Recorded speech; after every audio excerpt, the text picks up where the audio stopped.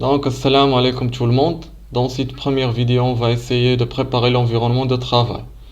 Donc, on a besoin de deux choses. Premièrement, un logiciel de virtualisation et deuxièmement, une distribution Linux avec laquelle on va travailler. Donc, pour le logiciel de virtualisation, j'ai choisi ici VirtualBox. Mais pour les gens qui ont déjà VMware, vous pouvez l'utiliser. Donc, pour télécharger VirtualBox, allez vers le site officiel virtualbox.org.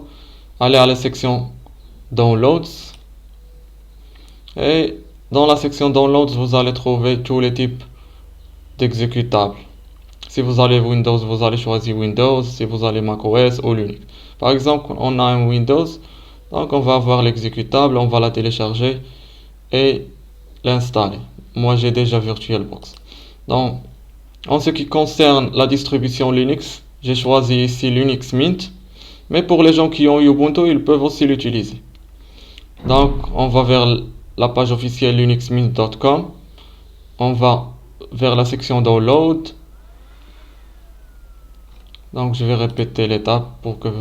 Donc on va trouver ici trois types d'interface graphique. On va choisir la première, Cinnamon.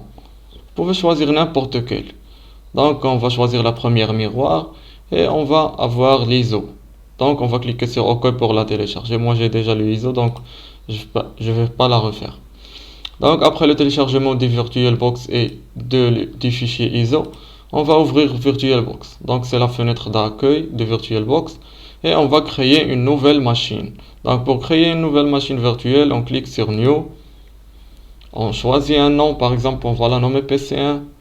On choisit le type Linux. Pour les gens qui ont Ubuntu, vont choisir Ubuntu 64 bits. Pour les gens qui vont utiliser Linux Mint, ils vont choisir Other Linux 64 bits. Donc cliquez sur Next.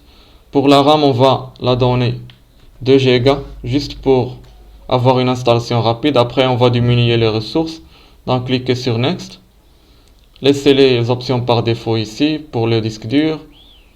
Laissez ici aussi l'option par défaut VDI et Dynamically Allocated. Cliquez sur Next. Pour le disque dur, la capacité de stockage, on va la donner 12 Go. Donc, et on va cliquer sur Create. Donc, après, on va voir qu'une machine s'est ajoutée dans la liste des machines virtuelles dans VirtualBox. Après, on va démarrer la machine. Donc, l'étape est très simple. Donc, après le démarrage de la machine, on va voir une fenêtre pop-up dans laquelle on va insérer notre fichier ISO. On va cliquer sur Add et on va aller à l'emplacement dans lequel notre ISO se trouve. On va cliquer sur Open. Et on va cliquer sur choisir, choose. Donc, et après, on va cliquer sur start. Pour les gens qui ont reçu un message No bootable device found, ils vont cliquer sur devices, choisir optical drivers et choisir première option, choose create a disk image. Donc ici, on va faire la même chose. Add, choisir le ISO, open et choisir. Et ils vont avoir le fichier ISO qui est en train de démarrer. Donc en ce qui concerne les gens qui ont utilisé Ubuntu, ils vont directement accéder à la fenêtre d'installation.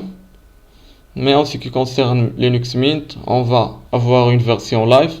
Donc on va entrer vers le desktop et après on doit cliquer sur Install Linux Mint, ce disque là. Install Linux Mint. Après, on va avoir une fenêtre qui va demander de saisir la langue du système. Je vais, par exemple, choisir le français. Vous pouvez choisir anglais. Donc, on ne va pas cocher cette option de installer les logiciels tiers. Continuer. On va cliquer sur effacer le disque dur et installer Linux Mint. Donc, on va écraser le disque dur et installer Linux Mint. Car on est juste dans une machine virtuelle. Donc pour le fuseau horaire, on le laisse par défaut. Et ici, on choisit un clavier. Par exemple, vous choisissez un clavier AZERTY ou QWERTY. Par exemple, je vais chercher ici un clavier français.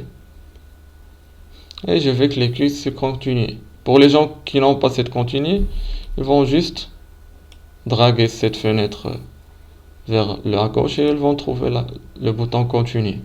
Donc cliquez sur continuer. Ici on va entrer les informations de la machine. Donc votre nom, je vais la nommer client.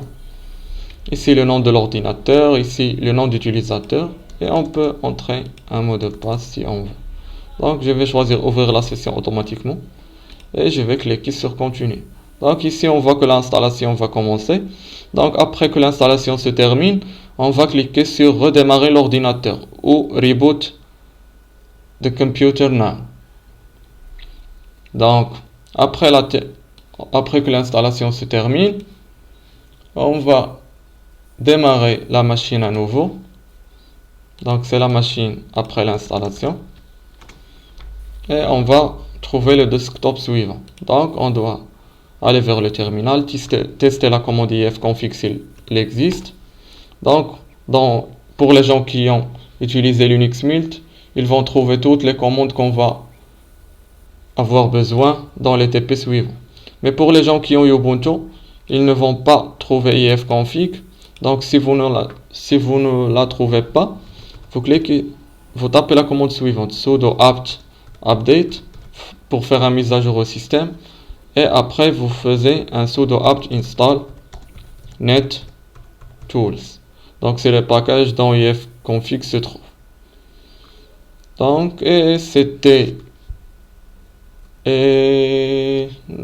d'accord, on va terminer là cette première vidéo. Donc la première vidéo c'était juste une installation de l'environnement qu'on va utiliser.